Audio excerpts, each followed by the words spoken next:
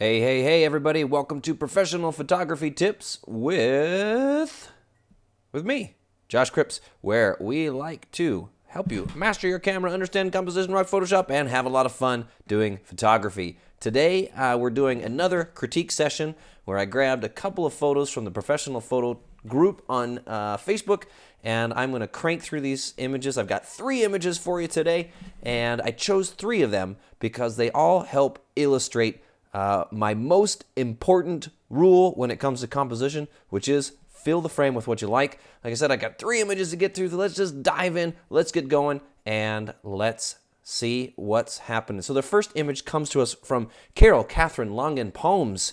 That is a heck of a name, Kathryn. I hope I'm saying that all correctly.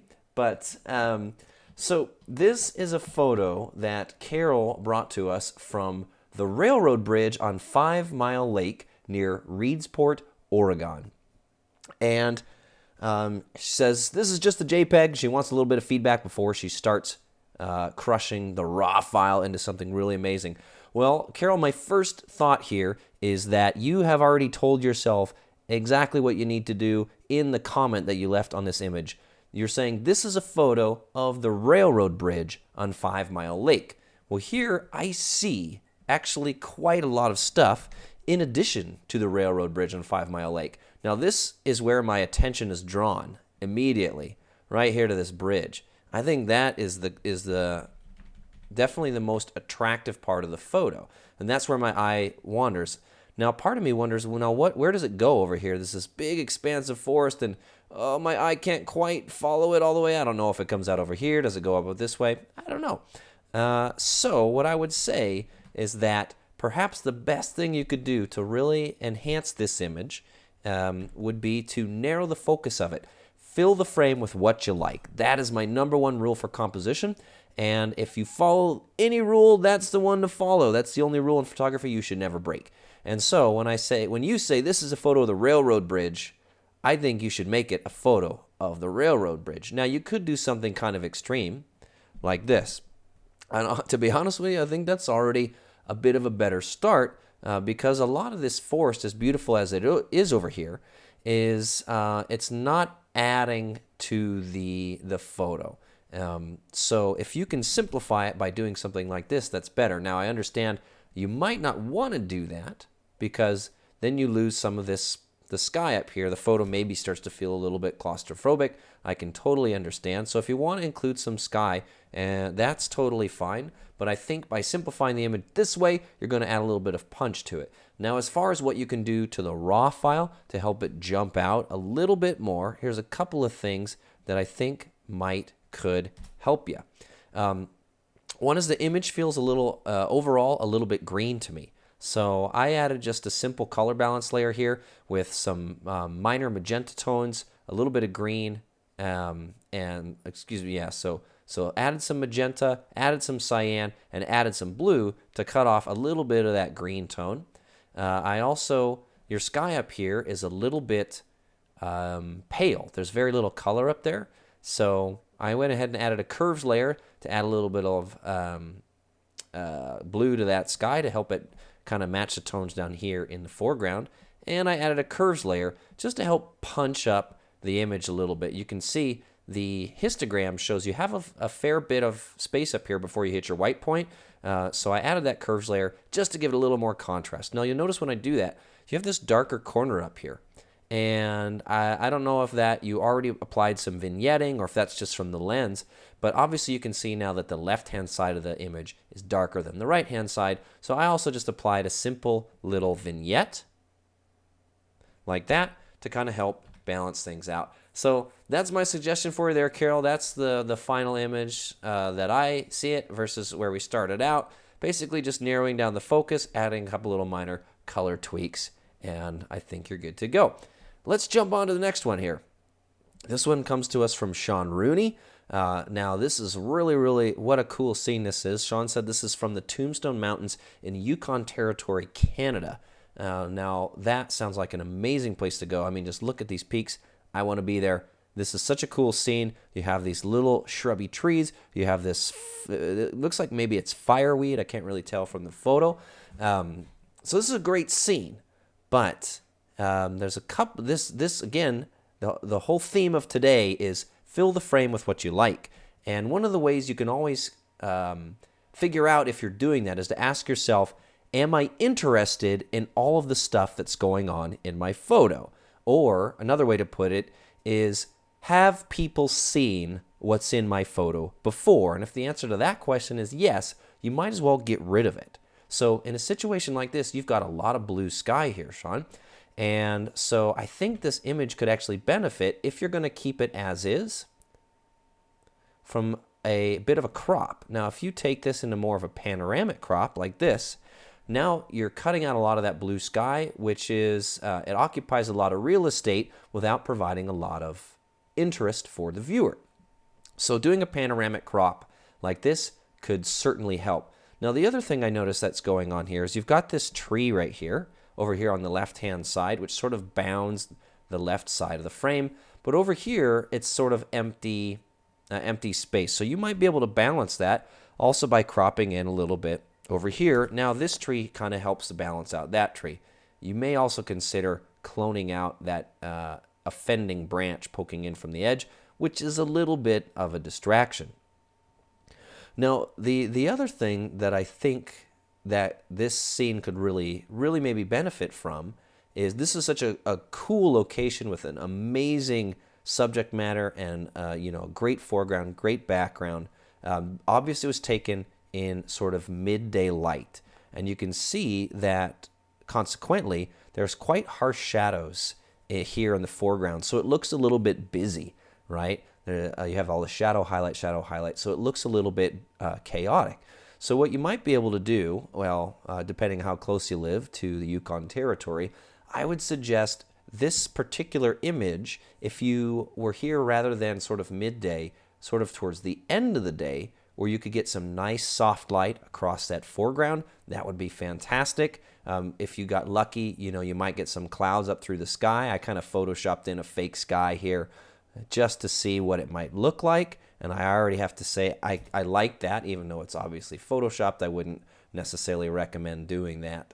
And I also just did a little bit of dodging and burning on those shadows, try to bring those out a little bit, make that foreground a little bit softer. So those would be my big suggestions for you there, Sean, to take this beautiful, beautiful scene and a cool image and really make it into something that's just knockout gorgeous.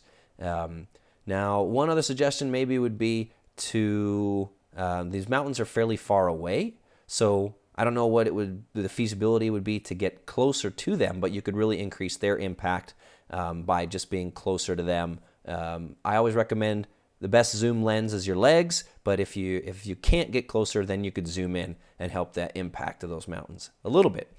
All right, sweet. Now let's jump on to the last photo for the session here. This great shot from Paul Jones, which is from the Ogwen Valley in North Wales. Now that looks like a really amazing place to run around and take pictures. Now I know this photo already got a lot of good feedback in the group, in the Facebook group for Pro Photo Tips, and I'm basically just going to echo the sentiment of what everybody said, just to kind of reinforce the points and help it get to a larger audience, is that when I look at the image, same deal. Fill the frame with what you like. What catches my eye immediately? This waterfall, this mountain here in the background. So the way I see it, you've got these awesome counter-opposing points of interest here, right? Like that. And whenever I see counter-opposing points of interest in a frame, in a photo, I always want to make them on, forgive my very crude drawing here, opposite thirds. So if I use this sort of as a guideline, and I just crop this in until those two counter-opposing points of interest are sort of on opposite thirds, like that, now there's a little bit more balance to the image. What I would actually recommend you do is go back, and I think you said you were going to go back and take another shot with this waterfall a little bit more prominent in the foreground. And I think that's an awesome idea. I wanted to show you another image that I took over the summer in Peru that's a very similar, very similar shot. Now, I haven't had a chance to process this one yet. This is pretty much straight out of the camera, but you can see I got right up on the waterfall and had the big mountain here in the background. So I love that idea of the waterfall here in the foreground and the counterposing mountain here in the background. Now, somebody in the group also mentioned that perhaps having the stream flow out of the bottom of the frame here is not ideal. Now, I can agree with that completely. It would be, amazing if it flowed up this way, but unfortunately, unless you want to get out there with a gigantic shovel, you're probably not going to change the geology of this area. So one thing you could do is, kind of like I did in this shot, is you just get so close that the waterfall itself doesn't really flow anywhere. It just kind of fills up this whole area here rather than trying to create a line out of it. So that's something you could think about doing when you head back to visit this spot. That's my big suggestion as far as composition.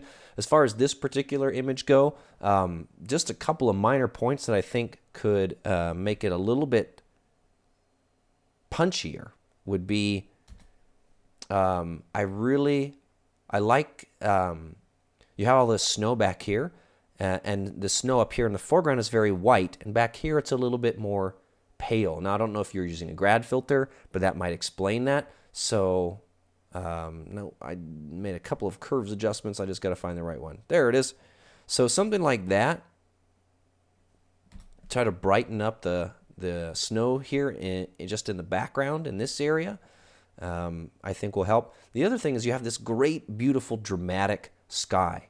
So if you wanted to, you could really just do another quick curves adjustment layer just to bring out some punch and oomph into that sky. So I just did I just darkened a little bit, and obviously that brought out more of the magenta tint, so I just added a color balance layer. Now this is really quick and crude processing, working on the JPEG rather than working on the RAW file, so that's why some of these edits look a little ugly and a little clunky, but that's just sort of the idea. And if we turn it off and on here, this is the original here from you, Paul, and then this next one brightens the snow a little bit, darkens the sky, just gives it a little bit more punch. So I would love to see this image when you go back and reshoot it. Please post it to the group. I really want to see what that looks like. So, okay, I think, holy crap, that is it. Like I said, the main theme for the day, fill the frame with what you like. Use your legs to get closer if that's not possible. Zoom in,